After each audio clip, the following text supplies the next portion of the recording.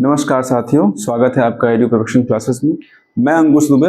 आज हम दूसरे चैप्टर की तरफ बढ़ रहे हैं।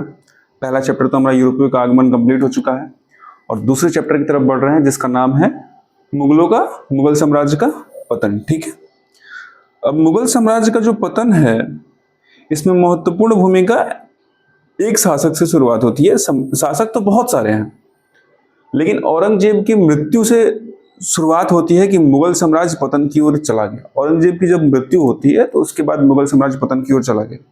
ठीक है, इससे भी महत्वपूर्ण प्रश्न बनाए गए हैं। 100 प्रश्न आपके टोटल हैं। आप आराम से बैठिएगा, अपने जहां से भी आप इस वीडियो को देख रहे हैं अपने सीट पे आराम से बैठिए और प्रश्न को अच्छे तरीके से सारे ऑप्शंस को कमेंट सेक्शन में आप जवाब देते जाइएगा। ठीक है, मैं आपको उम्मीद दिलाता हूं और भरोसा दिलाता हूं कि इससे जितने भी प्रश्न आपको यहाँ पे दिए जा रहे हैं और बनाए जा रहे हैं, आपके किसी न किसी प्रतियोगी परीक्षाओं में इससे आपको लाभ मिलने ही वाला है और डेफिनेटली यहाँ से क्वेश्चन आपको देखने को मिलेंगे जिस तरीके से प्रश्न हम बैठ के यहाँ पे बनाए जा रहे हैं। क्योंकि इन प्रश्नों के पीछे भाई बहुत मेहनत लगती है बनाने के लिए। काफी मेहनत के साथ इन प्रश्नों को अरेंज किया जाता है, ऑप्शंस को देख के, क्वेश्चंस को देख के, ताकि आपको लाभ हो। तो आप भरोसा बनाए रखिए। यूट्यूब के इतिहास में एक ऐसा चैनल आ चुका है एडू परफेक्शन, जो आपके लिए बनाया गया है, सिर्फ आपके लिए, और किसी चीज के लिए नहीं। यहाँ पे कोई और चीज नहीं होने वाली है, सिर्फ पढ़ाई होने वाली है और आपके लिए होने वाली है। चाहे वो बीपीएससी हो, चाहे वो दरोगा हो, चाहे वो रेलवे हो, चाहे वो एसएससी हो, चाहे वो वनडे एग्जाम्स कोई भी हो, बिहार पुलिस हो गया, यहाँ इन सब चीजों पे आपको बहुत ज्यादा लाभ मिलने वाला है यहाँ से। तो भरोसा बनाए रखिए और आराम से इस वीडियो को कंप्लीट करिएगा। तो हम चलते हैं बिना किसी देरी के अगले प्रश्न की तरफ। हमारा पहला प्रश्न आपके सामने है और ये कथन निष्कर्ष है। अब आप बेहतरीन से समझिएगा कथन निष्कर्ष, हम थोड़ा बहुत एक्सप्लेनेशन के साथ आगे बढ़ेंगे। पहला प्रश्न हमारा कि औरंगजेब की मृत्यु के समय, औरंगजेब की जब मृत्यु हुई उसके समय निम्नलिखित कथनों पर विचार कीजिए। पहला कथन क्या है? औरंगजेब की मृत्यु 3 मार्च 1707 ईस्वी को होती है। सही बात है। उसकी मृत्यु के समय उसकी आयु कितनी थी? 88 वर्ष थी। एक चीज आप ध्यान रखिएगा यहाँ पे, 88 वर्ष तो थी ही उसकी आयु, लेकिन 88 वर्ष के साथ कई जगह ये पाया जाता है और देखा जाता है कि इतिहासकारों ने कई जगह 89 वर्ष भी उसकी उम्र बताई है, कि लगभग 88 से 89 वर्ष के आसपास औरंगजेब की मृत्यु होती है। तो आप ये दोनों ऑप्शंस को ध्यान रखिएगा। अगर आपके पास क्वेश्चन आता है कि औरंगजेब की मृत्यु किस वर्ष होती, औरंगजेब की मृत्यु के वर्ष उसकी आयु क्या थी, अगर आपके पास ऑप्शन में 89 न देकर अगर 88 देता है तो आप 88 को टिक करेंगे, और अगर 88 न देकर अगर 89 को देता है तो आप कंफ्यूज नहीं होंगे, आप 89 को टिक करके आगे बढ़ जाएंगे। ठीक है, उसकी मृत्यु 3 मार्च 1707 को होती है, ये भी सही है। तो यहाँ पे जो हमारा कथन है, दोनों कथन सही है। कथन 1 भी सही है और कथन 2 भी सही है, दोनों सही है। ठीक है, ऑप्शन ए आपका सही आंसर है। इससे पहले थोड़ा सा हम औरंगजेब के बारे में जानते हैं। औरंगजेब जो था उसका शासनकाल 1658 ईस्वी से 1707 ईस्वी तक चलता है। ठीक है, 1707 ईस्वी तक। अब 1658 में एक बार उसका राज्याभिषेक होता है। ठीक है, थोड़ा सा इसको भी देख लेते हैं।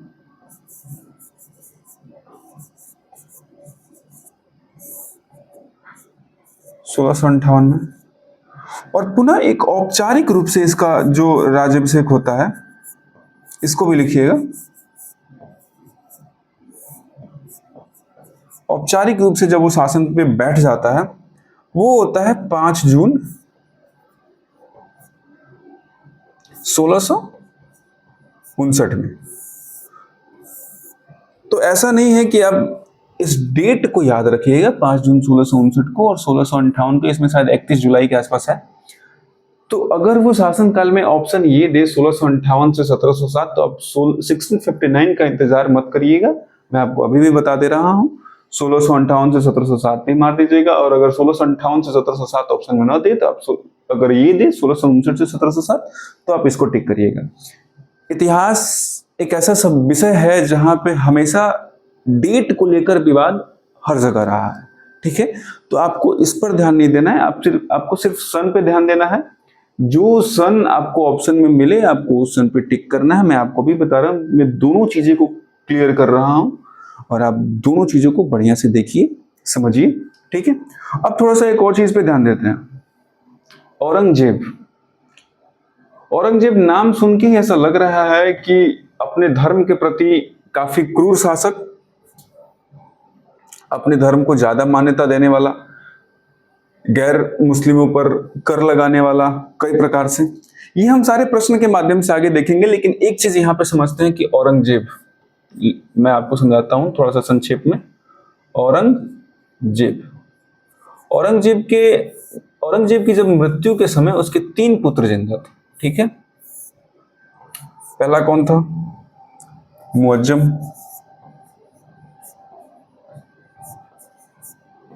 ठीक है। दूसरा कौन था? शहजादा आजम। तीसरा कौन था? कामबख्श, ठीक है। ये तीनों अलग अलग जगहों पर थे। ये दोनों, मुअज्जम तो दिल्ली के आसपास ही था, पर ये जो आजम है और कामबख्श है ये दक्कन के क्षेत्रों में थे। ये थोड़ा सा भारत का जो मैप है, आप यहाँ पे इस चीज को समझेंगे कि औरंगजेब से पूर्व दक्कन के क्षेत्र पर पूर्ण रूप से अधिकार नहीं था किसी भी शासक का मुगल साम्राज्य में। लेकिन जब औरंगजेब आया तो ऐसा नहीं है कि औरंगजेब को भी आसानी से दक्कन के क्षेत्रों में शासन हो गया। औरंगजेब भी जब दक्कन में शासन करना चाहा तो इसको भी काफी मुश्किलों का सामना करना पड़ा, क्योंकि आप जानते हैं कि दक्कन में किसका शासन चल रहा था। बहुत सारे ऐसे योग्य शासक थे जिनका शासन चल रहा था, तो काफी मशक्कत के बाद से औरंगजेब कुछ क्षेत्रों में शासन कर पाया, तो फिर भी अधिकार तो कर लिया। तो ये जो आजम था और कामबख्श था वो दक्कन के क्षेत्रों में थे। कामबख्श से, अब ये जो मुअज्जम था, औरंगजेब की मृत्यु के बाद से उत्तराधिकार का युद्ध छिड़ गया। औरंगजेब जैसे मरा तो अब वहां पे कुछ अमीर वर्ग थे, जमींदार वर्ग थे, हर शासन में होते हैं। ये भी थोड़ा सा एक बार समझिए। थोड़ा सा पृष्ठभूमि में आपको तैयार करके बता दे रहा हूं कि शासन व्यवस्था कैसे पतन की ओर गई, क्या पृष्ठभूमि वहां से तैयार हुई। अभी ये ठहरा औरंगजेब, ठीक है।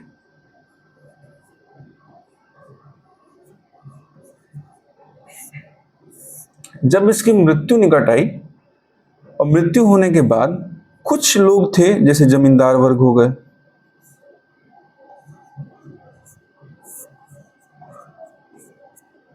अमीर वर्ग हो गए,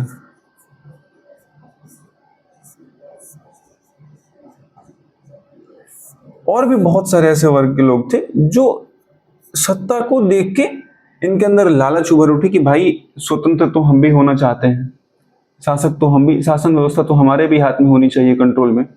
योग्य शासक तो चला गया औरंगजेब, जिसके जिसके समझ से ये सभी लोग डर के रहते थे। तो अब कैसे कैसे शासक आ रहे हैं? मुअज्जम आ रहा है, आजम आ रहा है, कामबख्श आ रहा है। अब इन तीनों के बीच तो युद्ध चल रहा है।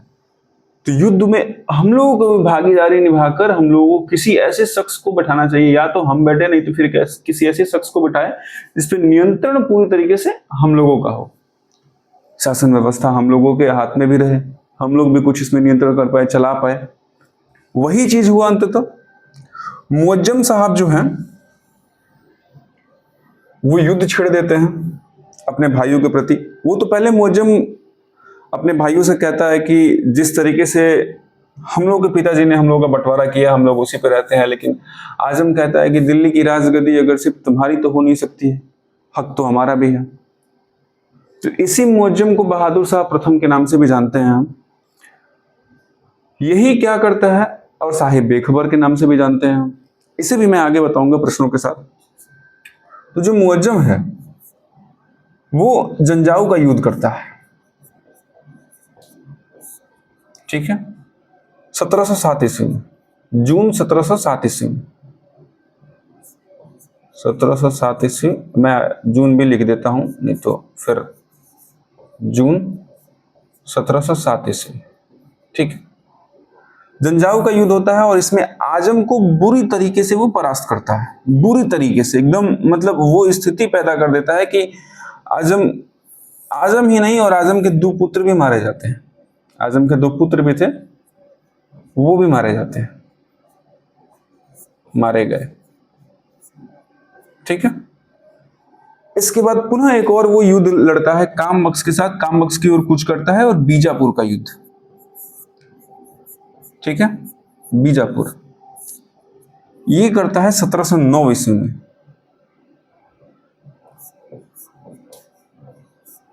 जून 1709 ईस्वी में, और यहां वो कामबख्श को भी हरा देता है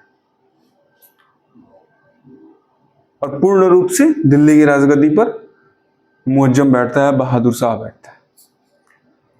चलिए अब आगे फिर प्रश्नों के साथ हम देखेंगे कुछ और एक्सप्लेनेशन। तो यहां आपने देख लिया कि 3 मार्च 1707 को इसकी मृत्यु होती है और 88 वर्ष के अवस्था में। तो ये दोनों कथन सही है। नेक्स्ट प्रश्न की तरफ आगे बढ़ते हैं हम लोग। औरंगजेब की मृत्यु कहाँ हुई थी? आपके ऑप्शन ए है दिल्ली हुई थी, option B Ahmednagar, option C Agra, option D Lahore. आप मुझे बताइए इसकी मृत्यु कहाँ हुई थी।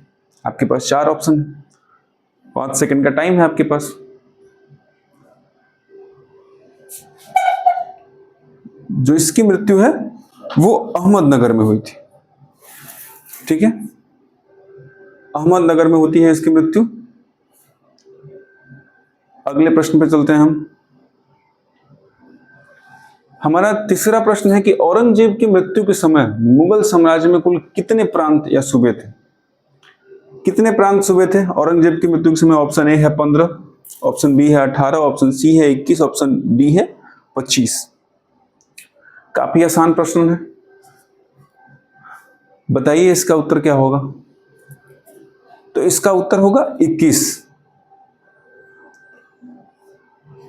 औरंगजेब की मृत्यु के समय मुगल साम्राज्य में कितने प्रांत थे? 21 प्रांत थे।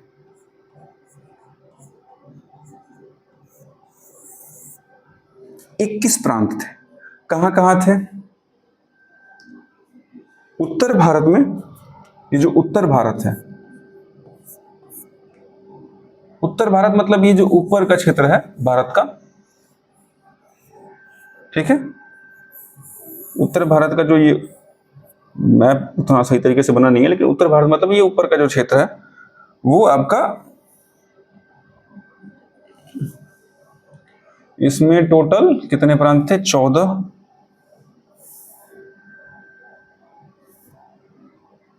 उत्तर भारत में टोटल 14 प्रांत थे। दक्षिण में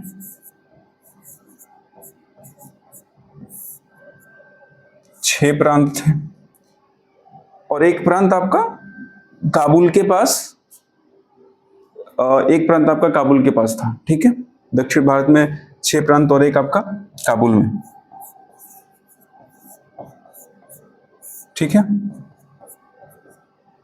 तो ये भी आप ध्यान रखिएगा। अगले प्रश्न की ओर बढ़ते हैं हम। उत्तराधिकारी के युद्ध में औरंगजेब के किन पुत्रों के मध्य संघर्ष हुआ? मैंने आपको पहले ही बताया कि जब औरंगजेब का मृत्यु निकट था तो उसके सिर्फ 3 पुत्र जीवित थे। मुअज्जम साहब थे, मोहम्मद आजम थे और कामबख्श थे। इन्हीं तीनों के बीच संघर्ष हुआ। यहां एक और चीज याद रखिएगा, ये जो 15 सूबे है वो अकबर के समय था।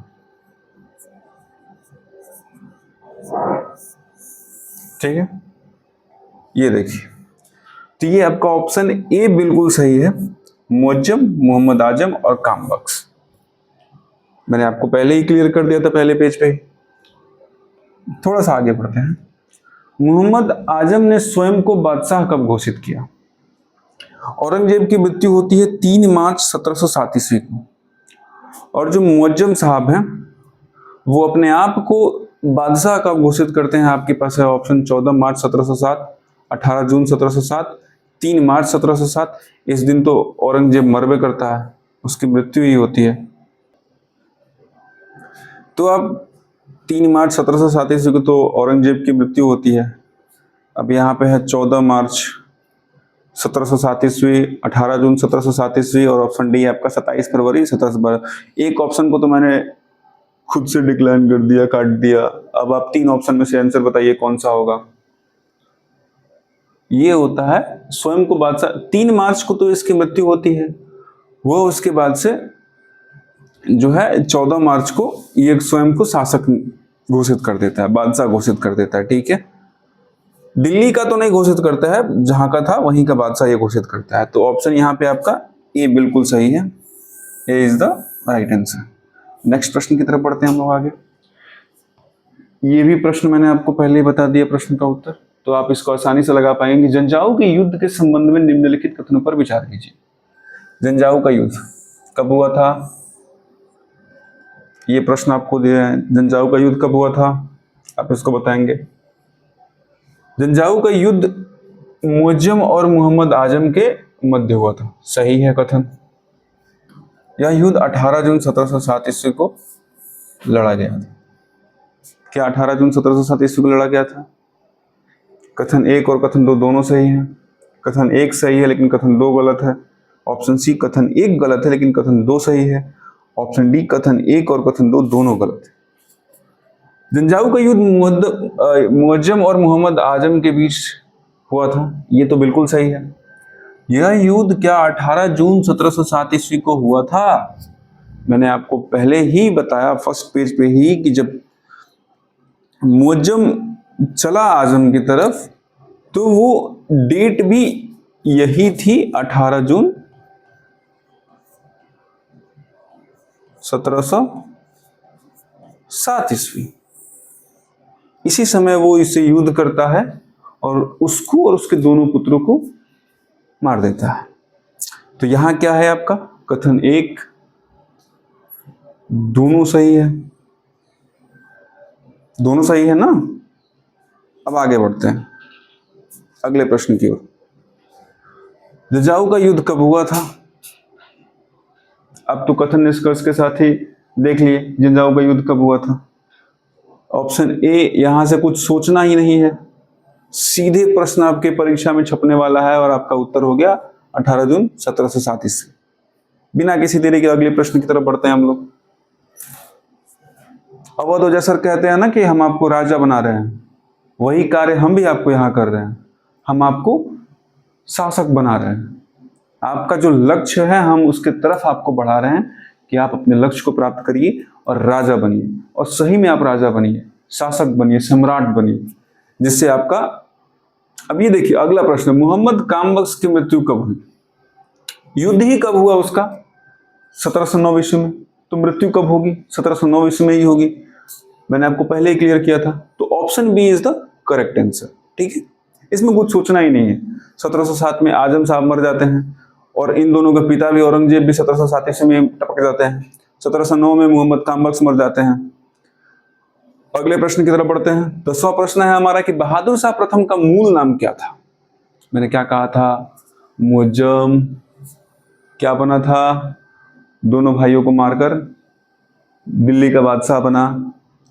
बहादुर शाह प्रथम उसका पद था, मतलब इस नाम से वो शासन अपना शुरू किया। उसका नाम क्या था? मुअज्जम था। तो option A is the correct answer. कुछ सोचना ही नहीं है, पट से टिक करो और आगे बढ़ जाओ। ये आजम जो है आपका, इसका भाई था, कामबख्श भी इसका भाई था, जहान शाह इसका बेटा था बहादुर शाह का। ये जो ऑप्शन डी है आपका जहान शाह, ये बहादुर शाह प्रथम के बेटे हैं। ये भी अगले प्रश्न में आपको मिलेंगे, आगे के प्रश्नों में ये भी मिलेंगे। 11वें प्रश्न पे आते हैं। बहादुर शाह प्रथम ने कितने वर्ष की आयु में गद्दी संभाली थी? एक तो जब बाप मरा वो 88 वर्ष की उम्र में मरा। अपनी ये औरंगजेब के बारे में, औरंगजेब ही क्या पूरा मुगल साम्राज्य भी ऐसा था कि शादी कम उम्र में होती थी इनकी, ज्यादा ढूंढना तो इनको पड़ता नहीं था। शादी करना है, वैवाहिक दाम्पत्य जीवन इनको शुरू करना है और बच्चे पैदा कर लेने हैं। तो जो बहादुर शाह प्रथम था वो कितने वर्ष की आयु में गद्दी पे बैठा? भाई शासक को क्या ही ढूंढना कि हमको शादी कहाँ करना है। साम्राज्य से किसी को उठाया, चाहे किसी दूसरे शासक वर्ग से देखा कहाँ की नारी कौन बहुत ज्यादा सुंदर है, सुंदरता को तो देख के पूरा मुगल साम्राज्य ही पागल था। तो ऑप्शन बी है 63 वर्ष। अब आप सोच सकते हैं कि 63 वर्ष का आदमी युद्ध लड़ता है कामबख्श से और आजम से, और वो अपनी सेनाओं के दम पर युद्ध जीतता है। आजकल के जो समय में 63 वर्ष के जो व्यक्ति हैं वो पैरों में और घुटना में तेल मल के सोए रहते हैं, चला नहीं जाता है उनसे ठीक से। इन शासकों को देखकर आज के 63 वर्षीय लोगों को कुछ सोचना चाहिए। अगले प्रश्न की तरफ बढ़ते हैं हम लोग आगे। खैर, वो जमाना भी कुछ और था, ये जमाना भी कुछ और है। बहादुर शाह प्रथम का शासनकाल कब से कब तक रहा? ये हमारा अगला प्रश्न है कि बहादुर शाह प्रथम का शासनकाल कब से कब तक रहा। ऑप्शन ए है 1707 से 1712, ऑप्शन बी है 1712 से 1713, ऑप्शन सी है 1713 से 1719, ऑप्शन डी है 1719 से 1748। आप बताइए इसका काल कब से कब रहा?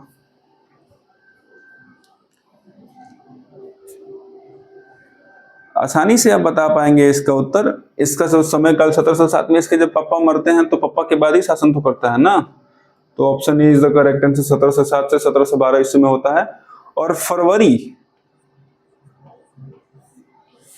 1712 ईस्वी में इसकी मृत्यु होती है। यह भी आपको ध्यान रखना है। अगले प्रश्न की ओर बढ़ते हैं हम आगे। इतिहास खफी खां ने, इतिहास का जो खफी खां है, खफी खां बहुत शानदार इतिहासकार रहे हैं। खफी खां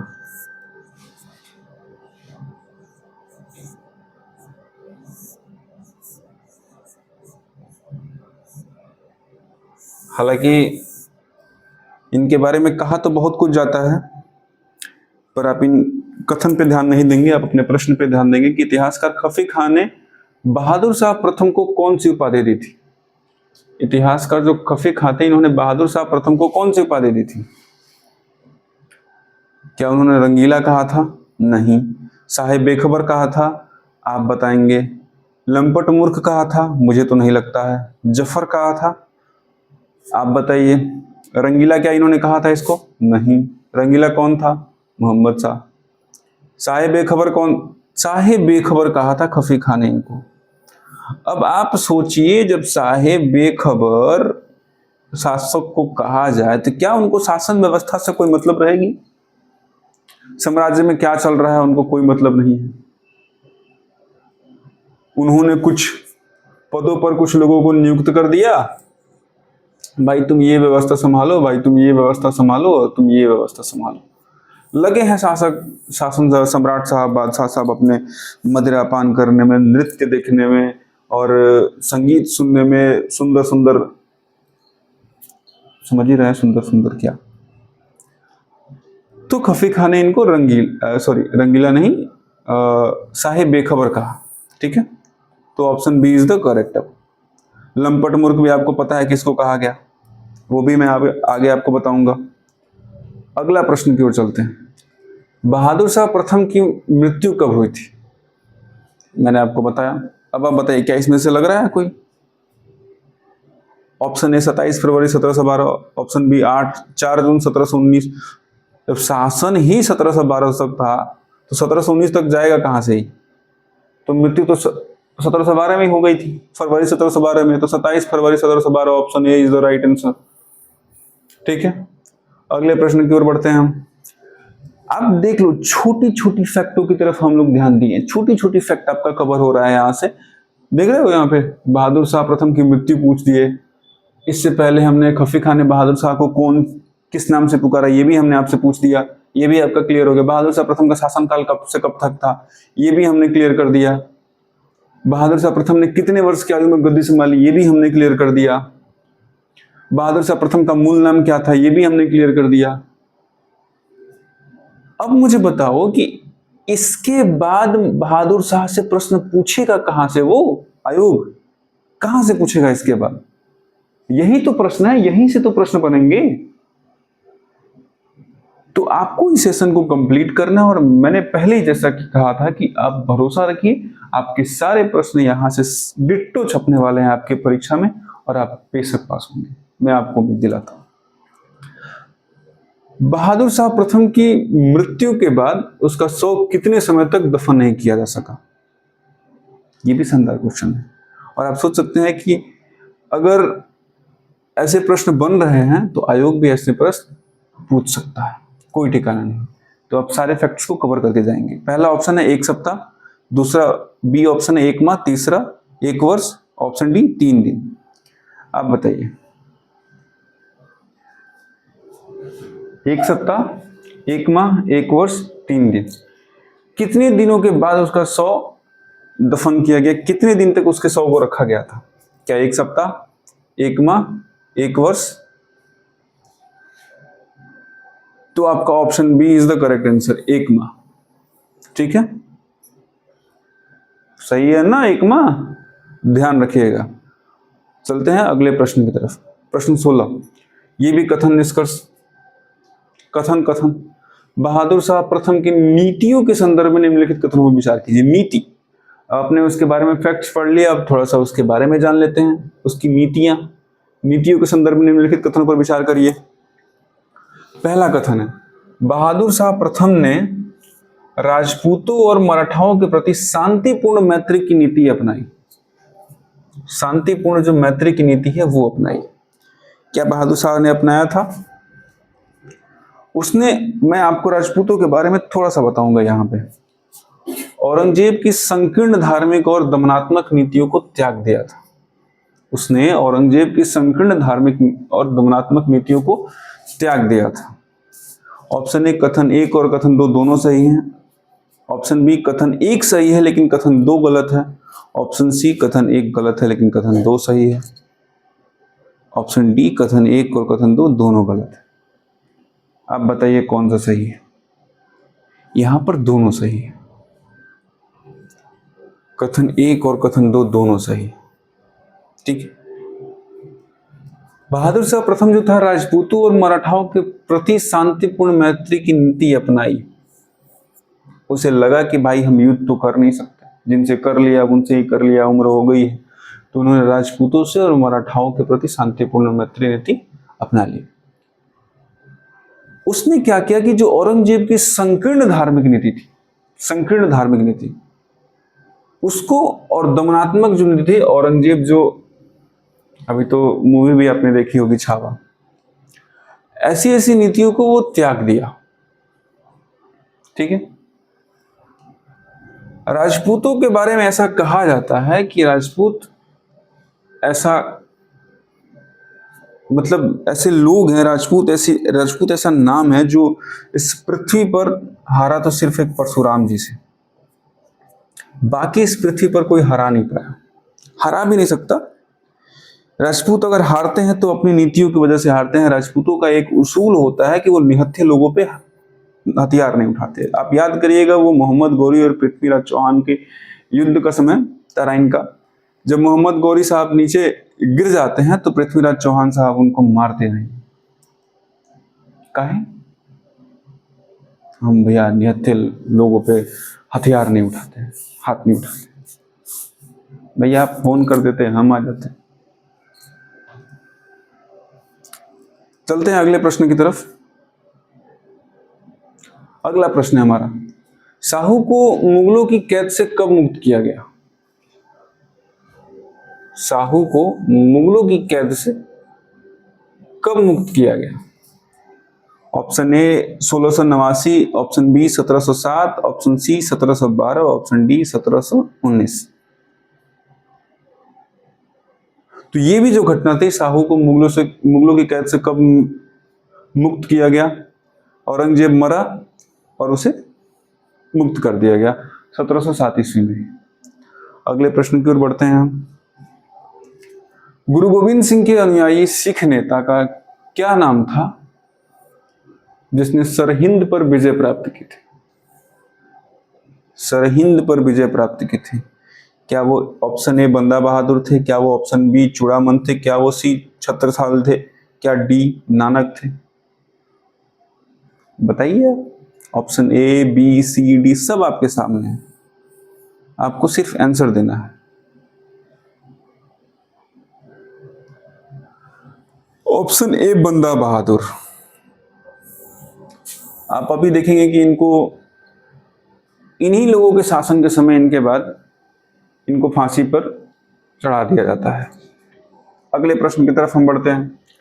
बंदा बहादुर ने सरहिंद पर विजय कब प्राप्त की थी? ये भी एक महत्वपूर्ण प्रश्न है और मेरे ख्याल से प्रीवियस ईयर भी कहीं ना कहीं पूछा गया प्रश्न है। मुझे याद तो अभी नहीं आ रहा है कहाँ पूछा गया है, पर पूछा गया डेफिनेटली है कि बंदा बहादुर ने सरहिंद पर विजय कब प्राप्त की थी। और इससे पहले वाला प्रश्न भी पूछा गया था 1707 ईस्वी, ऑप्शन है ऑप्शन बी 1710 ईस्वी, ऑप्शन सी 1712, ऑप्शन डी 1719। तो ये ऑप्शन बी होगा 1710 ईस्वी में। 1710 ईस्वी में बंदा बहादुर जो है वो सरहिंद की विजय प्राप्त करते हैं।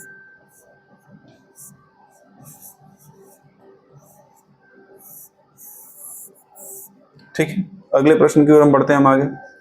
प्रश्न नंबर संख्या 19, बंदा बहादुर ने किस दुर्ग को अपनी राजधानी बनाया? अब देखिए, अब इसमें बताओ कि अब मैं आपको जितना एक्सप्लेन करूंगा उससे बढ़िया तो मैं आपको प्रश्न के तौर पे ही एक्सप्लेन कर दे रहा हूं, समझा दे रहा हूं एक एक चीज। अब बंदे बहादुर के बारे में आप समझ लो क्या मिला हमको। यहां से हम बंदा बहादुर के बारे में प्रश्न देख रहे हैं। गुरु गोविंद सिंह के अनुयायी थे बंदा बहादुर, इन्होंने सरहिंद पर विजय प्राप्त की थी। अगला प्रश्न था कि बंदा बहादुर ने सरहिंद पर विजय कब प्राप्त की थी? 1710 ईस्वी में। अगला प्रश्न है, बंदा बहादुर ने किस दुर्ग को अपनी राजधानी बनाया? कहां फैक्ट छोड़ रहे हैं हम आपका, सारा चीज तो कवर करा ही दे रहे हैं आपका यहाँ पे। तो बंदा बहादुर ने लोहगढ़ को राजधानी बनाया था। Option A is the correct answer. अगले प्रश्न पे चलते हैं, जहांदार शाह का शासनकाल कब से कब तक रहा था? जहांदार शाह की बात हो रही है, बहादुर शाह समझ के मत लगा देना। 1707 से 1712 मत लगा देना, ये जहांदार शाह की बात हो रही है। 1707 से 1712 था, 1712 से 1713 थी, 1713 से 1719, डी 1719 से 1748। बहादुर शाह की मृत्यु के बाद ये आया, तो इसका शासनकाल 1712 से 1713 रहा। इसके बारे में भी हम जानेंगे अगले प्रश्न के तौर से। जहांदार शाह गद्दी पर बैठने में किसकी सहायता से सफल हुआ? जहांदार शाह गद्दी पर तो बैठा, पर किसकी सहायता से गद्दी पर बैठा? आखिर उसकी सहायता की किसने? जहांदार शाह की सहायता किसने की थी? सैयद बंधु, निजामुल मुल्क, मीर जुमला या जुल्फिकार खान? एक और चीज आप यहाँ पे ये याद रखिएगा कि जो सैयद बंधु हैं, हुसैन अली और एक और हैं, इन लोगों को किंग मेकर कहा जाता है।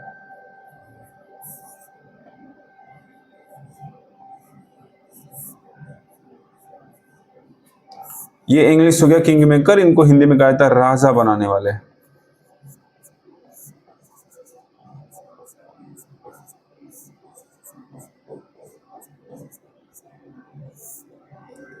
तो क्या सैयद बंधु ने जहांदार शाह को गद्दी पर बिठाया सहायता करके? जी नहीं, ये आते हैं आपको इसके बाद।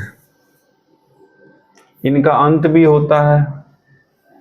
जो बहुत ज्यादा चमकते हैं वो बहुत जल्दी अंधेरे में भी जाते हैं। तो सैयद बंधु का भी अंत होता है, जुल्फिकार खां का भी अंत होता है, तो इन्हें बनाते हैं जुल्फिकार खान। और इनको ये उपाधि भी देता है, ऐसी ऐसी उपाधियां दे देता है जिससे सारा शासन का कंट्रोल इनके ही हाथ में आ जाता है। अगले प्रश्न की तरफ उसे देखते हैं। जहांदार शाह ने जुल्फिकार खां को कौन सा पद दिया? ये महत्वपूर्ण पद है। जहांदार शाह ने जुल्फिकार खां को कौन सा पद दिया? ऑप्शन ए मीर बख्श का दिया, ऑप्शन बी वजीर का दिया, ऑप्शन सी वकील का दिया, ऑप्शन डी सूबेदार का दिया। अरे वकील का इंग्लिश तो यहाँ पे एडवोकेट लिखना चाहिए था ना जी, वकील हो गया है, कोई बात नहीं, वकील तो वकीले होता है, इधर का झगड़ा उधर और उधर का झगड़ा इधर कर देता है। अब पैसा बीच में छाप के कहीं 2-4 कट्ठा मकान खरीद के घर बना देता है। राजा की जिंदगी तो वही जीता है, और कौन जीता है? जो केस लड़ रहा है वो तो पैसे में भी लाई है कि कहाँ से पैसा लाए, कहाँ से क्या करे। वकील साहब तो राजा की तरह खाना खा रहे हैं, 3 टाइम उनके घर पनीरे बन रहा है। तो कौन थे? मीर बख्शी थे, वजीर थे, वकील का पद दिया, सूबेदार का पद दिया, कौन सा पद दिया? वजीर का पद दिया। ठीक है, आगे चलते हैं अगले प्रश्न की तरफ। जहांदार शाह को किस उपनाम से जाना जाता है? By which epithet is Jahandar Shah known? Jahandar Shah को किस उपनाम से जाना जाता है? इसमें भी चार ऑप्शन आपके पास। रंगीला, क्या रंगीला के नाम से जाना जाता है उनको? नहीं। क्या लंपट मूर्ख? आप बताइए। जहांदार, जफर, दुर्रे दुर्रानी। तो जहांदार शाह को लंपट मूर्ख के नाम से जानते हैं, ऑप्शन बी। जहांदार शाह को लंपट। अब सोच सकते हैं कि जिस साम्राज्य का, जिस शासन का शासक ये हो जहांदार शाह, नाम कितना अच्छा लग रहा है कि जहांदार शाह। एक और नाम क्या है इसका, इधर भी ध्यान लगाओ, लंपट मूर्ख। सिर्फ मूर्ख भी नहीं, लंपट मूर्ख। तो लंपट मूर्ख का मतलब ये आप समझ सकते हैं कि ये शासन कैसे संभालता होगा। ये भी ध्यान देना है, अगर लंपट मूर्ख इसका इसका उपनाम है तो ये शासन व्यवस्था किस प्रकार से संभालता होगा, इसके समय क्या ही शासन हो रहा होगा, ये आप सोच सकते हैं।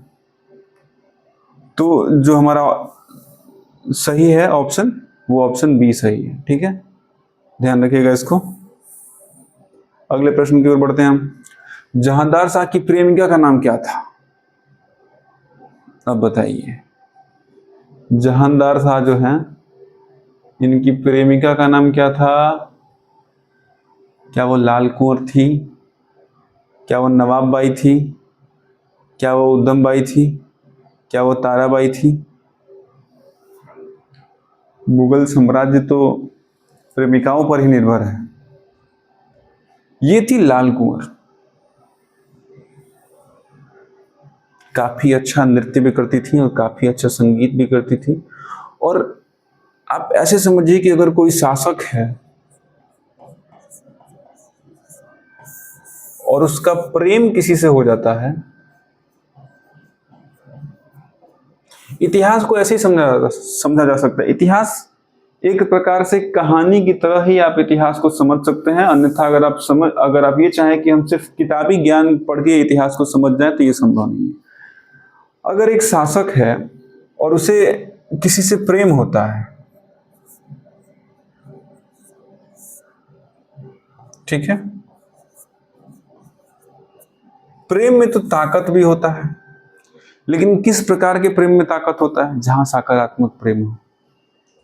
ये जो लाल कुंवर से प्रेम था इनका, वो उस प्रकार का प्रेम था कि लाल कुंवर से संबंधित जितने भी लोग थे उनको इन्होंने अच्छे अच्छे पद पे बैठा रखा था। काम कौन करवाता था? लाल कुंवर। लाल कुंवर ही जहांदार शाह से सारा काम करवाती थी। अब जो इनका मन किया लाल कुंवर जी को,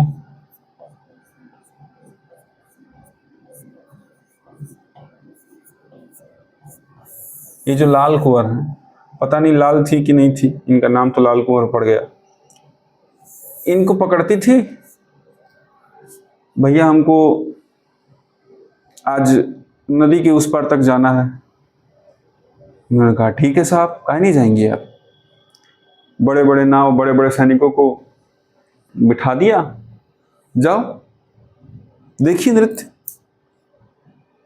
एक बार तो ऐसा भी कहा जाता है लाल कुंवर के बारे में कि इन्होंने जहांदार शाह के साथ जब ये लोग दो लोग, ऐसा कहा जाता है, ये कथित तौर पे है, सत्य कितना है पता नहीं, पर ऐसा कहा जाता है कि जहांदार शाह जब और लाल कुंवर नदी के समक्ष बैठे थे तो लाल कुंवर ने जहांदार शाह से एक बात कही, आप तो शासक हैं और हमें एक बात बताइए, मैं लोगों की चीखें सुनना चाहती हूँ नहाते वक्त।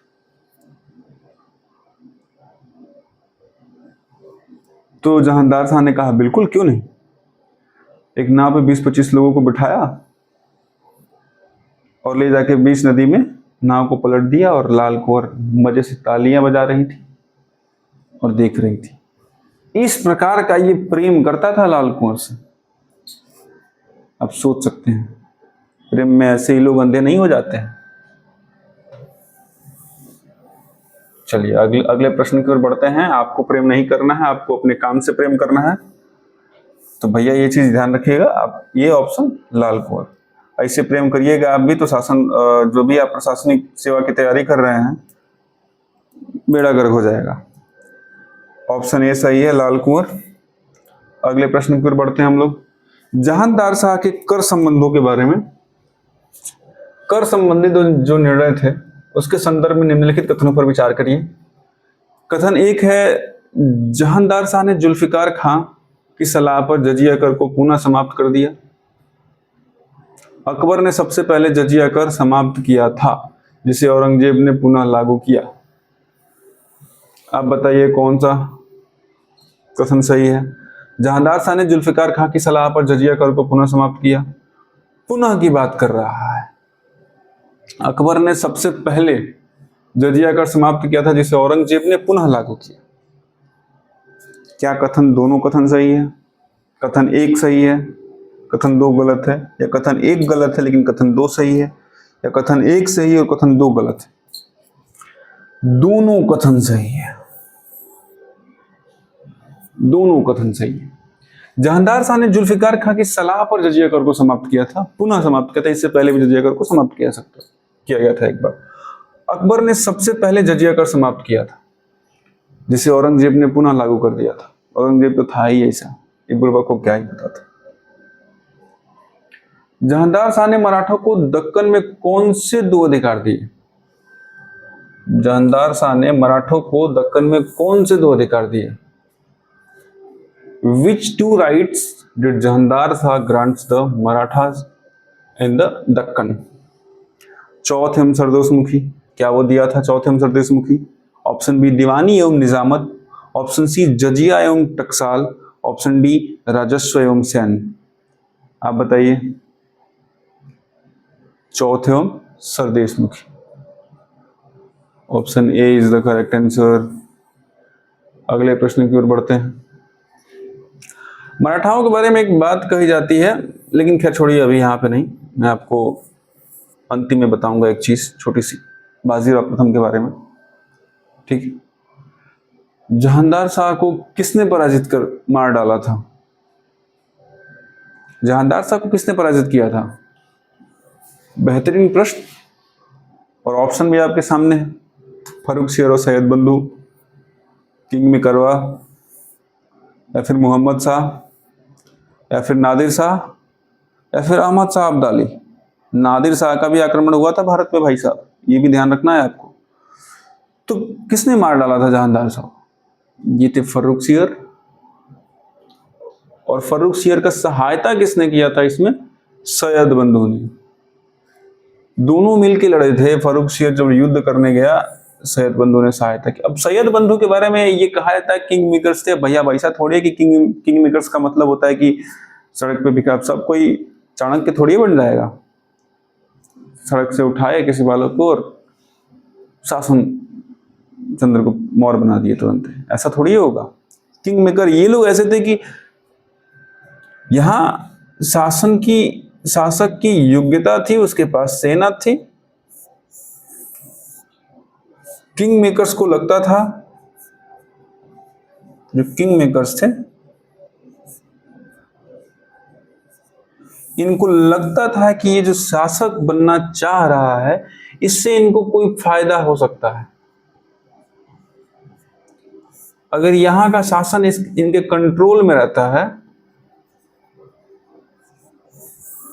तो ये जिस तरीके से मनमाना शासन अपना चला सकते हैं ये, इसलिए ये उस आदमी को शासक की दौड़ में उस भागीदार करते थे, अपना भाग लेकर उसे शासक बनाते थे।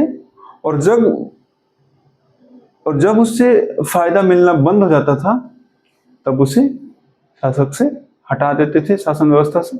और शासक से हटा के या तो मार देते थे, नहीं तो भिखमंगा बना देते होंगे, और क्या, और फिर किसी और को शासक बना देते थे। ठीक है, ऐसे थे किंग मेकर्स। किंग मेकर्स का मतलब ये नहीं होता कि सड़क से उठा के किसी को शासक बना दिया। ठीक है, बाकी तुमको ये सब नहीं सोचना है, तुमको किसी किंग मेकर के पीछे नहीं जाना है। आप लोग शासक हैं और स्वतंत्र शासक, कुछ सोचने वाली बात नहीं है। तो ऑप्शन क्या होगा? ऑप्शन ए, फर्रुखसियर और सैयद ब्रदर। ठीक है, अगले प्रश्न की ओर बढ़ते हैं हम आगे। जहांदार शाह की हत्या कब हुई थी? बहुत ही महत्वपूर्ण, बहुत ही शानदार प्रश्न कि जहांदार शाह की हत्या कब हुई थी? शासन इसका कब था? 1213। मरा कब ये? क्या 10 फरवरी को मरा था? 1702 में है। 1712 में तो मरा ही नहीं था ये ऑप्शन 2 तो काट ही दो इससे पहले। ऑप्शन इस 2 में से आपको चुनना है कौन सा आंसर होगा आपका। 11 फरवरी 1713 ईस्वी को इसकी मृत्यु होती है। अगले प्रश्न की ओर बढ़ते हैं हम आगे। फर्रुखसियर मुगल सिंहासन पर कब बैठा? ये भी अब देखो यहाँ पे कितनी छोटी छोटी सी चीजों को हम कवर कर रहे हैं। कब शासन पर बैठा, किसको मार के बैठा, किसने इसकी मदद की, लाइन बाय लाइन नहीं होता ना किताब से आपका, क्या ही सोचना इतना। फर्रुखसियर मुगल सिंहासन पर कब बैठा? 13 फरवरी को बैठा। अब ये मरा कब? 11 फरवरी को। ये कब शासन सिंहासन पर बैठा? 12 में तो बैठेगा नहीं, 12 में तो जब वही आया था, 13 में वो मर भी किया तो यही ना मारा 13 में, 1713 में, तो 12 में कैसे बैठ जाएगा? 19 में, 19 तो बहुत दिन तक है, 19 बहुत आगे है, तो 1713 में ये सिंहासन पर बैठा, 13 फरवरी। Option A is the correct answer. अगले प्रश्न की ओर बढ़ते हैं हम आगे। फर्रुखसियर का शासनकाल कब से कब तक रहा था? ये भी एक महत्वपूर्ण प्रश्न, डिट्टो छपने वाला आपकी परीक्षा में, कि फर्रुखसियर का शासनकाल कब से कब तक रहा था? क्या 1707 से 1712 तक रहा था? बिल्कुल गलत। पहला कौन था? मुअज्जम साहब थे। 1712 से 1713 कौन था? जहांदार शाह था। उसके बाद कौन आया? 1713 से 1719 फर्रुखसियर आया। और इसी को क्या कहा गया? आगे बताते हैं आपको। 1707 से 1712 कौन था? बहादुर शाह था, मुअज्जम था। मुअज्जम लिख दे रहे हैं यहाँ पे, समझ जाना आप लोग। औरंगजेब का पुत्र। 1712 से 1717 कौन था? जहांदार शाह था।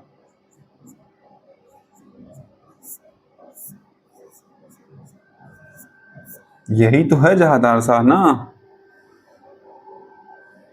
कब बैठा था? देख लो यहाँ पे एक बार। 1712 1713।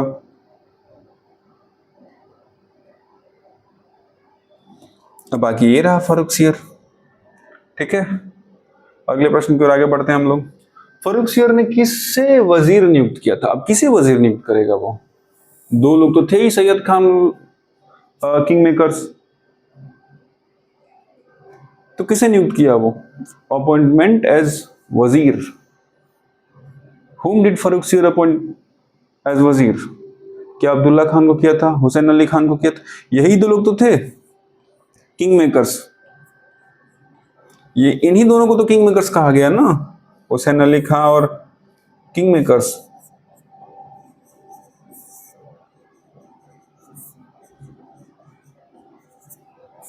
राजा बनाने वाले।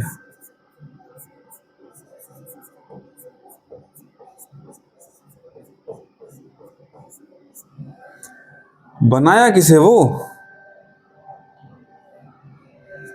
अब इन दोनों में से दोनों को तो बना नहीं सकता वजीर, किसी को ही बनाया होगा, तो वो अब्दुल्ला खान को बनाया था। ठीक है, option A is the correct answer. Option A is the correct answer. अगला प्रश्न देखते हैं हम लोग। फर्रुखसियर ने हुसैन अली खान को कौन सा पद दिया था? इससे पहले कौन था? अब्दुल्ला खान, इसको वजीर नियुक्त किया था। हुसैन अली खान को कौन सा पद दिया था जो इसके नीचे है? हुसैन अली खान, ये दोनों तो भाई थे ना, तो इन दोनों का कौन सा पद दिया था? एक को तो वजीर बना दिया, एक को तो वजीर बना दिया, इसको कौन सा पद दिया? हुसैन अली खान को, इसको दिया मीर बख्शी का पद। एक को वजीर बना दिया अब्दुल्ला खान को, हुसैन अली खान को मीर बख्शी का पद दे दिया। अगले प्रश्न की ओर आगे बढ़ते हैं। फर्रुखसियर ने जुल्फिकार खान के साथ क्या किया? जुल्फिकार खान, इसके साथ क्या किया इसने? उसे वजीर बनाया, उसकी हत्या करवाई, या उसे मालवा भेजा, या उसे मित्र बनाया? कैसे बना सकता था उसे मित्र?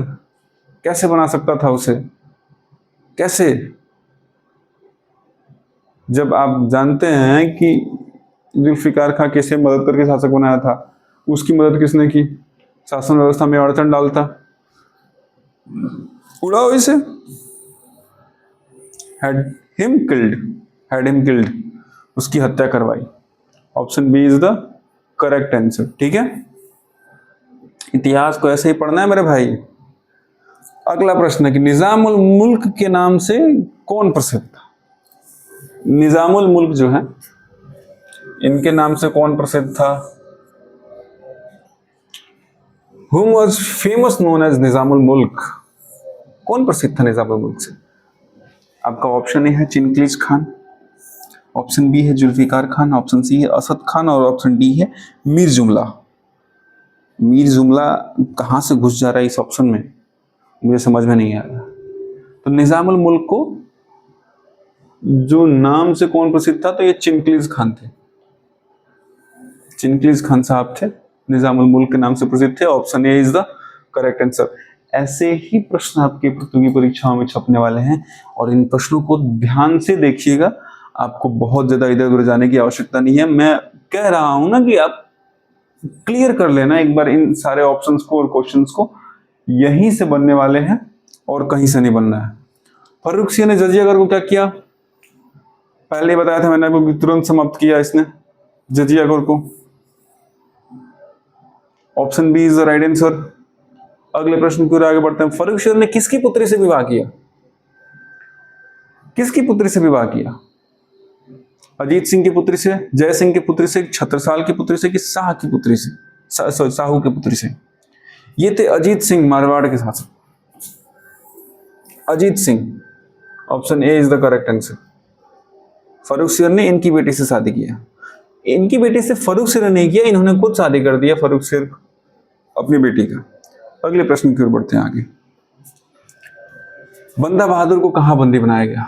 बंदा बहादुर देख रहे हो ना, अब आगे इनकी फांसी की भी डेट दिखेगी। बंदा बहादुर को कहां से बंदी बनाया गया? गुरदासपुर के दुर्ग से, लोहगढ़ के दुर्ग से, आगरा के किले से, दिल्ली से? सुबह के बज रहे हैं 6, 5:30 और मेरी जो टेक्निकल टीम है वो काफी नींद में नजर आ रही है। तो सोचो आपके लिए हम लोग कब से प्रश्न बना रहे हैं, रात भर जग के हम लोगों ने प्रश्न बनाया है। इसके बाद से ये सारा काम हुआ है और इसके बाद से हम लोग जो नींद में यहाँ पे लोग सो रहे हैं, काम भी चल रहा है, मैं आपको पढ़ा रहा हूँ, वो लोग सो रहे हैं, जग रहे हैं, सो रहे हैं। तो आप समझ सकते हैं कि ये स्थिति क्या है। तो ऐसे ही नहीं बना जाता है भाई साइंस। आपने लक्ष्य को प्राप्त नहीं किया सकते, आप भरोसा रखिएगा। अगर इतनी मेहनत हम कर रहे हैं आपके पीछे, तो आपको आपका भी दायित्व और आपका भी कर्तव्य बनता है कि आप भी इतनी मेहनत करें हमारे साथ बैठ के। 30 मिनट तो आप निकाल ही सकते हैं इस वीडियो को लाइक करने के लिए, इस वीडियो को कमेंट करने के लिए। नहीं कुछ और कमेंट करना तो एटलीस्ट आप क्वेश्चंस के आंसर ही बता दो यार, क्या ही मिलने वाला है। सपोर्ट की जरूरत तो सबको होती है, तो क्वेश्चंस की आंसर बता दो, वीडियो को शेयर कर दो लड़कों के पास जो पढ़ रहे हैं आपके साथ बैठ के, जो आपके दोस्त हैं, ताकि उन तक ये वीडियो पहुंचे और वो देखे तो उनको लगे कि हाँ भाई हमें भी फायदा हुआ है। ठीक है, ऐसे नहीं बैठा जाता है सुबह 6 बज रहे हैं और तुम सो रहे हो। उठो, पढ़ो, जागो, मजबूती के साथ इतिहास रचो अपने परिवार के लिए, और अपने परिवार के लिए तुम उस काबिल बन जाओ कि परिवार तुम्हारे बारे में सोचे, पूरा परिवार का इतिहास तुम बदल दो। बहुत जरूरत होती है परिवार वालों को एक ऐसे शख्स की कि जब वो खड़ा हो तो उन्हें, परिवार वालों को कुछ सोचना ना पड़े कि हम क्या करें क्या नहीं करें। वो एक अकेला इंसान सब कुछ संभालने के बराबर रहे। जब खड़ा हो जाए सारे लोग पीछे खड़े होकर बैठाए और देखे कि हाँ वो खड़ा है वहां पे। सामने वाले का मुंह बंद होना चाहिए जब तुम खड़े रहे। तो इतिहास ऐसे नहीं रचा जाता मेरे भाई, थोड़ी सी मेहनत तो करनी पड़ेगी आपको भी हमारे साथ। प्रश्न को देखते हैं कि बंदा बहादुर को कहां से बंदी बनाया गया? क्या गुरदासपुर के दुर्ग से बंदी बनाया गया, लोहगढ़ के दुर्ग से, आगरा के किले से, दिल्ली से? गुरदासपुर के दुर्ग से बनाया गया। ठीक है, option A is the correct answer. अगले प्रश्न पे चलते हैं हम लोग। बंदा बहादुर की शहादत के संदर्भ में निम्नलिखित कथनों पर विचार करिए। बंदा बहादुर की शहादत, सिख गुरु थे ये भी, इनके संदर्भ में निम्नलिखित कथनों पर विचार करिए। बंदा बहादुर को 19 जून 1716 को दिल्ली में मृत्युदंड दिया गया था। 19 जून 1716 ईस्वी को दिल्ली में मृत्युदंड दिया गया था। उन्होंने फर्रुखसियर के आदेश पर बंदी बनाकर मारा गया था। उन्हें फर्रुखसियर के आदेश पर बंदी बनाकर मारा गया था। क्या ये दोनों कथन सही हैं? या एक कथन सही है दूसरा गलत है, या दोनों कथन गलत है, या दूसरा कथन सही है पहला कथन गलत है। ऑप्शंस तो मैं ऐसे ही बना दे रहा हूँ, तो आप उत्तर बताइए। क्या कथन एक सही है, बंदा बहादुर को 19 जून 1716 को दिल्ली में मृत्युदंड दिया गया था? बिल्कुल सही है। उन्हें फर्रुख सियर के आदेश पर बंदी बनाकर मार दिया गया था? ये भी सही है। तो यहाँ आपका कथन एक सही है, कथन एक और दो दोनों सही। जलनखोर तो था ही ये फर्रुख सियर। फर्रुख सियर की सबसे बड़ी उपलब्धि क्या मानी जाती है? फर्रुख सियर की सबसे बड़ी उपलब्धि क्या मानी जाती है? जजिया समाप्ति मानी जाती है, बंदा बहादुर पर सिखों की हार मानी जाती है, मराठों से मित्रता मानी जाती है, दिल्ली की सुरक्षा मानी जाती है। फर्रुख सियर की सबसे बड़ी उपलब्धि मानी जाती है जजिया समाप्ति, बंदा बहादुर पर सिखों की हार, मराठों से मित्रता। क्या मानी जाती है? बंदा बहादुर पर, यानी सिखों पर सिखों की हार। फर्रुख सियर की सबसे बड़ी उपलब्धि यही मानी जाती है कि बंदा बहादुर पर उसने विजय प्राप्त की, सिखों की हार हुई। Option B is the right answer. अगले प्रश्न की ओर बढ़ते हैं हम लोग। फर्रुख सियर ने ब्रिटिश ईस्ट इंडिया कंपनी को शाही फरमान कब दिया? शाही फरमान,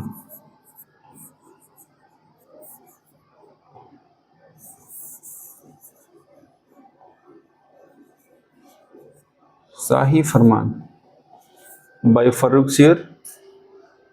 When did Farrukh Sir grant the Shahi Farman to the British East India Company? 1717, 1719, 1707, 1713। कौन सा डेट था वो? तो वो डेट जो था वो 1717 था।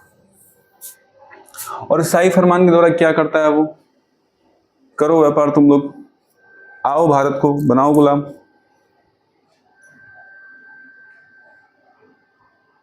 अंग्रेजों के द्वारा एक जब टीम यहाँ पे आई तो इसके बारे में पहले से ही वो लोग थोड़ा सा रिसर्च करके आए थे। इसका थोड़ा सा तबीयत खराब था और ऐसा जगह पे खराब था, बताना थोड़ा सा बैठ नहीं पाता था ठीक से, आप समझ सकते हो। तो वो एक डॉक्टर लेके आया था, वो डॉक्टर इसकी हेल्प किया, उसके बदले में ये शाही फरमान जारी कर दिया। करो व्यापार तुम लोग भारत में, करो व्यापार और बनाओ भारत को गुलाम। यही तो था इनका। अगले प्रश्न की ओर बढ़ते हैं हम आगे। सैयद बंधुओं के नाम क्या थे? What were the names of the Syed brother? Abdullah Khan और हुसैन अली खान। मैंने तो आपको बता दिया, अब आप बताओ। इस प्रश्न का उत्तर आपको बताना है। अरशद खां और जुल्फिकार खान, निजामुल मुल्क और मीर जुमला, साहू और चूड़ामन। चलो मैं काटते हुए जाता हूँ। ये था, ये था, ये भी नहीं था, ये था। इससे पहले भी मैंने आपको बताया। ऑप्शन ए अब्दुल्ला खान और हुसैन अली खान। अगले प्रश्न की ओर बढ़ते हैं। Option A is the correct answer. अगला प्रश्न, फर्रुख सियर की हत्या किसकी सहायता से हुई? क्या मराठा नेता साहू की सहायता से हुई, अहमद शाह अब्दाली की सहायता से हुई, क्या नादिर शाह की सहायता से हुई, क्या जयसिंह की सहायता से हुई? फर्रुख सियर की हत्या with whose help was Farrukh Sir murdered? Maratha नेता साहू, यही थे ना? यही थे ना जो भारत सहायता से इसकी मृत्यु होती है, मराठा नेता साहू। आगे बढ़ते हैं। फर्रुख सिर की हत्या कब हुई? ये भी एक महत्वपूर्ण प्रश्न है। अब देखो, अब इसमें तो कोई ऑप्शन काटने वाला है नहीं, सारे के सारे 1719 ही हैं। किस ऑप्शन में सही है? कौन सा ऑप्शन सही है? क्या 28 फरवरी 1719 को इसकी हत्या होती है? क्या 4 जून को होता है? क्या 17 सितंबर? क्या 28 अप्रैल? कब होता है? तो इसकी जो मर्डर होती है वो 28 अप्रैल 1719 को होता है। ध्यान रखना इस बात को। 28 अप्रैल 28 अप्रैल 1719, this is the date. Next 45 questions. Farrukh सिर को किस उपमा से जाना जाता था? उपमा नहीं, ये उपमा नहीं है, ये उपनाम है, ध्यान रखिएगा, ये उपनाम है। ठीक है, फारूक शेर को किस उपनाम से जाना जाता था? क्या वो घृणित कायर था? क्या वो रंगीला बादशाह था? क्या वो सच्चा बादशाह था? ये तो था ही नहीं इसमें कोई। शाही बेखबर था। शाही बेखबर कौन था? पहला शासक। ये था घृणित कायर। घृणित कायर, ये मैं मिटा दे रहा हूं ना, तो क्या पता तुम लोगों में बुद्धिमान लोग भी तो होते हैं ना, बोल रहे हैं सर ऑप्शन बी बताए थे, सर ऑप्शन सी भी बताए थे, सर ऑप्शन डी भी बताए थे, सर सारे ऑप्शंस को बताए थे। तो यहां आपका ऑप्शन ए घृणित कायर सही था। एक शासक बेखबर है, बेखबर। एक शासक रंगीला निकलेगा इसमें आगे। एक शासक लंपट मूर्ख निकला।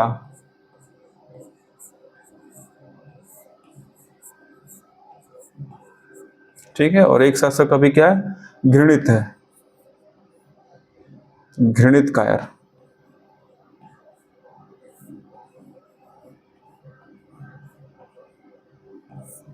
अब बताओ मुझे, जिस साम्राज्य में ऐसे शासक होते हो, ऐसे ऐसे साहे बेखबर, साहे रंगीला, साहे लंपट मूर्ख और घृणित कायर, उस साम्राज्य की क्या दशा हुई होगी?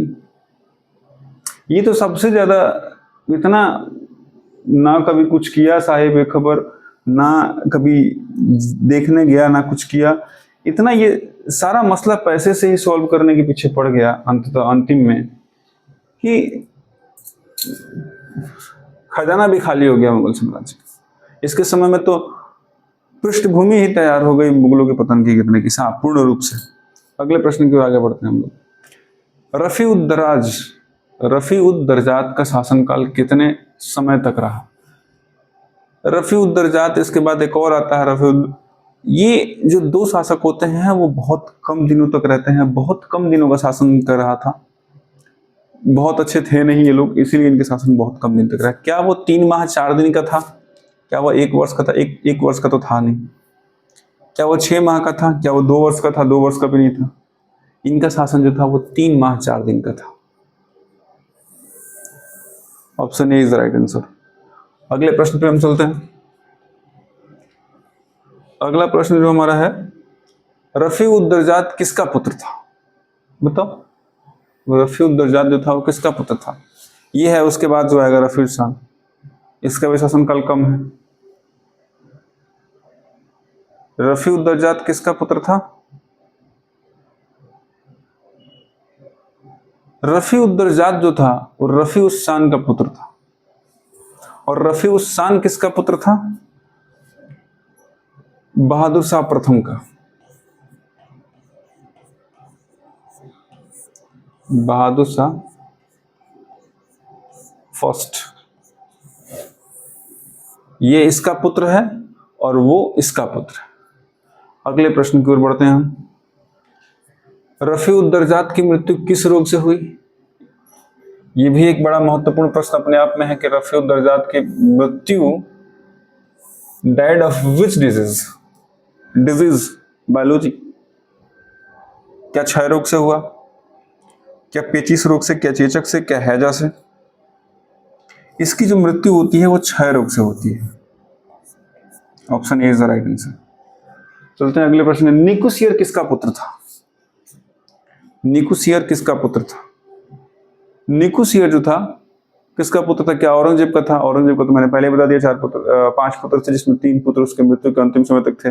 मोहम्मद शाह था, बहादुर शाह प्रथम या अकबर द्वितीय। अकबर द्वितीय का पुत्र था। अकबर द्वितीय का पुत्र था। Option A is the right answer. अगला प्रश्न, रफी उद दौला कौन सी उपाधि धारण किया था? विच title did Rafi ud Daula assumes? Shahjahan द्वितीय, आलमगीर द्वितीय, शाह आलम द्वितीय या जफर? कमेंट सेक्शन आपका तो भाई भरा पड़ा है। ये शाहजहां द्वितीय, आलमगीर द्वितीय, शाह आलम द्वितीय, कौन सा उपाधि धारण किया था? ये रफीउद्दौला था ना, विच टाइटल डिड रफीउद्दौला अज्यूम्स। ये जो है वो शाहजहां द्वितीय का उपाधि धारण करता है। Option A is the right answer. अगले प्रश्न की तरफ बढ़ते हैं हम लोग। रफीउद्दौला की मृत्यु किस रोग से होती है?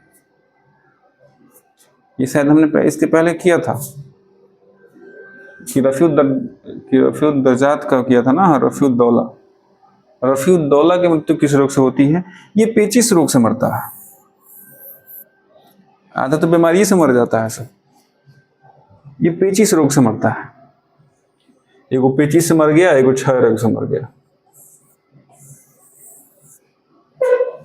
दोनों तो मरिए गए। तो option B is the right answer. ठीक है, तो यहां हमने 50 क्वेश्चन का डिस्कशन कर लिया, अच्छे से किया। मैं उम्मीद करता हूं कि आपको ये 50 क्वेश्चन का सेट जो है वो काफी अच्छा लगा होगा। हमने कहा था 100 क्वेश्चन, मुझे अभी भी पता है ये चीज कि हमने कहा था 100 क्वेश्चन, हमने किए 50 क्वेश्चन अभी।